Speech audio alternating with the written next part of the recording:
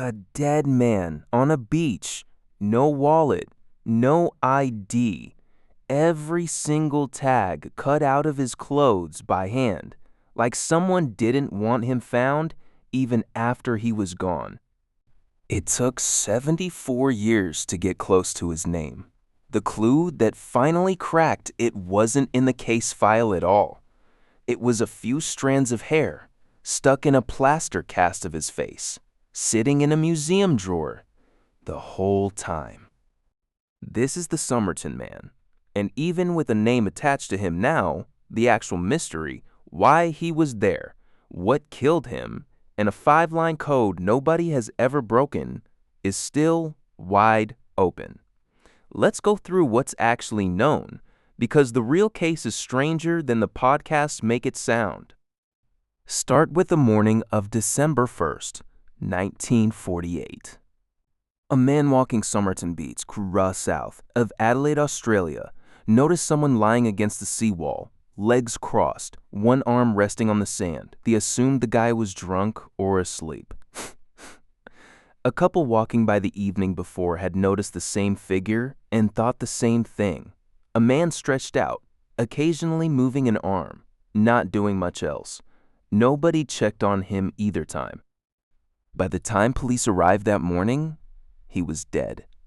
No obvious wounds, no struggle, well-dressed in a suit, expensive looking, with a half-smoked cigarette that had fallen from his lip and burned itself out against his collar, like he'd lost consciousness mid-drag.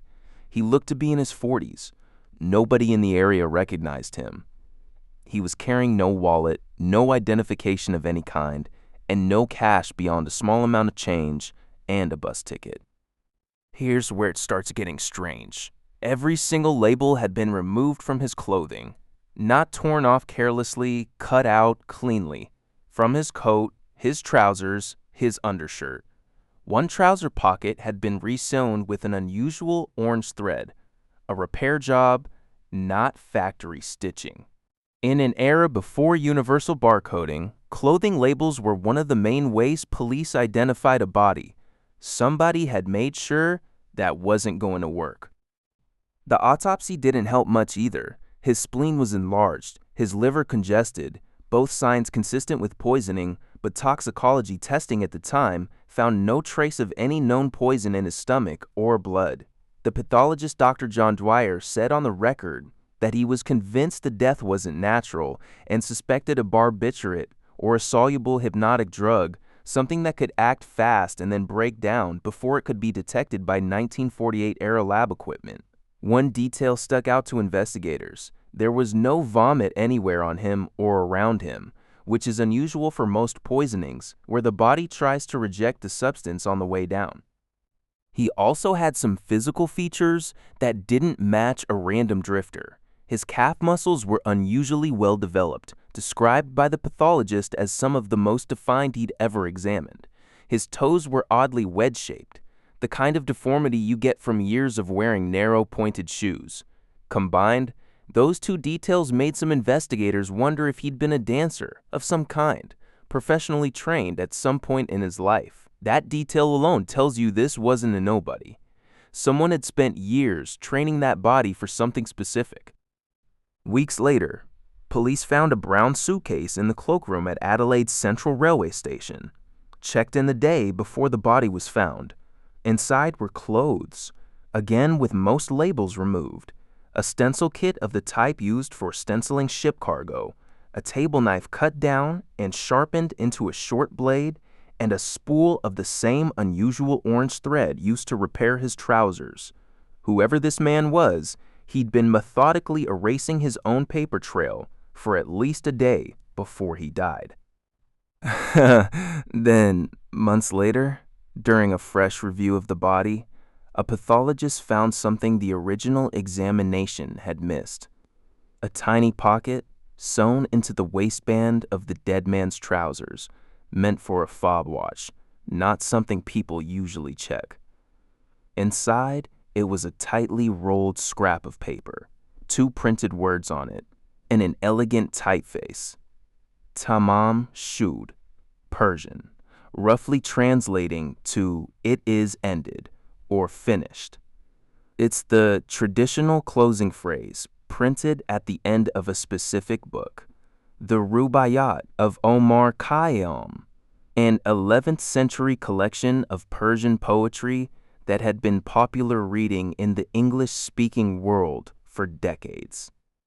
Police published the phrase, asking the public for the book it had come from. A local man came forward.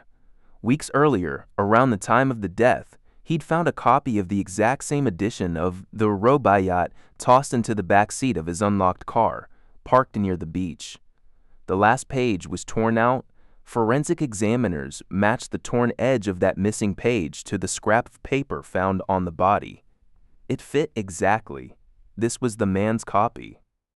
On the inside back cover of that book, in pencil, was something nobody has ever cracked. 5 short lines of capital letters written in a jumble that doesn't read as any known language, arranged in a pattern that looks deliberately coded rather than random. Underneath it, almost as an afterthought, was a phone number without an area code, faint enough that it had originally been erased. Police traced that number to a nurse living less than half a mile from where the body was found. Jessica Jo Thompson, known by the nickname Jestin, when shown a plaster cast of the dead man's face, witnesses at the time described her as visibly shaken, and she reportedly seemed on the verge of fainting. But when police asked directly whether she recognized him, she said no, and refused to elaborate further despite repeated questioning. Case notes describe her as evasive for the rest of her life on the subject. She died in 2007 without ever explaining what she knew. There was a real lead buried in her story, too. Years before, in 1945, she'd owned a copy of the same book and given it, with a handwritten inscription, to a man named Alfred Boxall, a fellow military officer she'd known during the war. When police tracked Boxall down expecting to find their dead man's identity, they instead found Boxall very much alive in Sydney, still holding his own inscribed copy. Untouched, it was a dead end, but it meant Jo Thompson had at minimum given away at least one copy of the exact same rare book that was somehow tied to a dead stranger on a beach 500 kilometers away. That's not nothing. For decades this went cold. Theories piled up.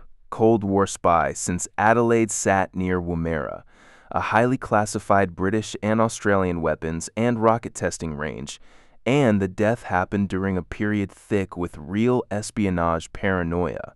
A jilted lover, a poisoning tied to horse racing gambling debts, since some researchers noted the coded letters loosely resembled shorthand for racehorse names. None of it could be confirmed.